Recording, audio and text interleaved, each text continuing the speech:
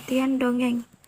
Secara umum, dongeng merupakan suatu karya sastra lama yang berisi cerita luar biasa dan penuh hayalan atau fiksi, yang oleh masyarakat umum dianggap sebagai cerita yang tidak benar-benar terjadi.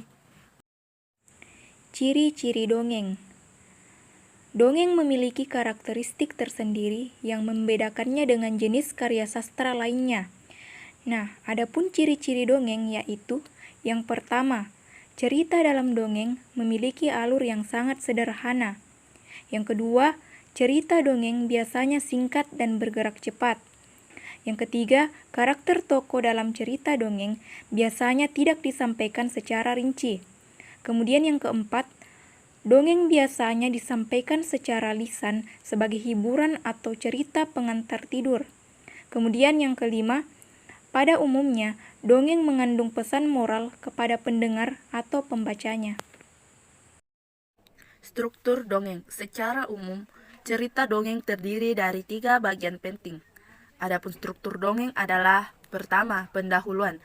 Pendahuluan adalah bagian pengantar dalam cerita dongeng. Bagian ini biasanya dibuat untuk menjelaskan secara ringkas isi cerita dongeng. Yang kedua, isi atau peristiwa. Isi atau peristiwa adalah bagian utama dan terpenting dari suatu dongeng di mana isinya menceritakan setiap kejadian secara berurutan.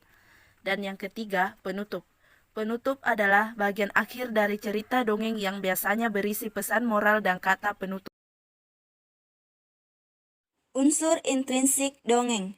Tema adalah gagasan atau ide utama yang mendasari suatu dongeng. Latar adalah keterangan mengenai ruang, waktu, dan suasana pada saat terjadinya peristiwa dalam sebuah karya sastra. Alur adalah urutan peristiwa dalam sebuah dongeng yang saling berhubungan berdasarkan hubungan sebab akibat. Tokoh adalah para pelaku di dalam dongeng yang mengalami berbagai peristiwa pada cerita. Penokohan. Penokohan adalah cara pengarang menampilkan tokoh-tokoh dan watak-wataknya dalam cerita dongeng, baik itu karakter, sifat, dan kondisi fisik para tokoh. Sudut pandang. Sudut pandang adalah cara pengarang menempatkan dirinya terhadap cerita dongeng atau dari sudut mana pengarang memandang ceritanya. Majas. Majas adalah gaya bahasa yang digunakan dalam dongeng dengan tujuan untuk memberikan efek-efek tertentu sehingga membuat cerita dongeng menjadi lebih hidup. Amanat. Amanat adalah pesan moral yang ingin disampaikan oleh penulis cerita dongeng kepada pembaca. Jenis-jenis dongeng. Ada beberapa jenis dongeng yang dapat dikenali berdasarkan ciri khas isi ceritanya masing-masing.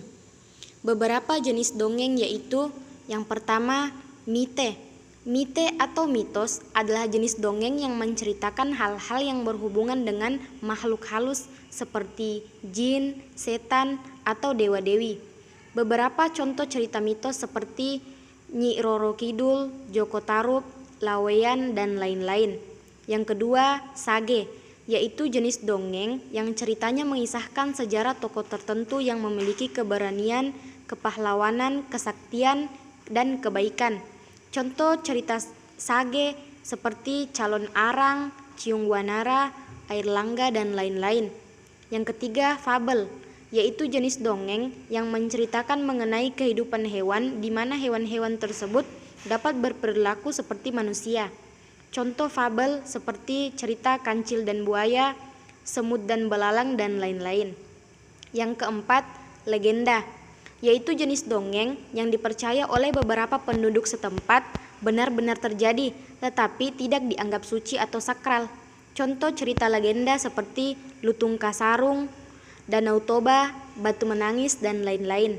Yang terakhir, parabel, yaitu jenis dongeng yang ceritanya mengandung nilai-nilai pendidikan, baik pendidikan moral, agama, atau pendidikan lainnya yang disampaikan secara tersirat. Contoh parabel seperti cerita Maling Kundang.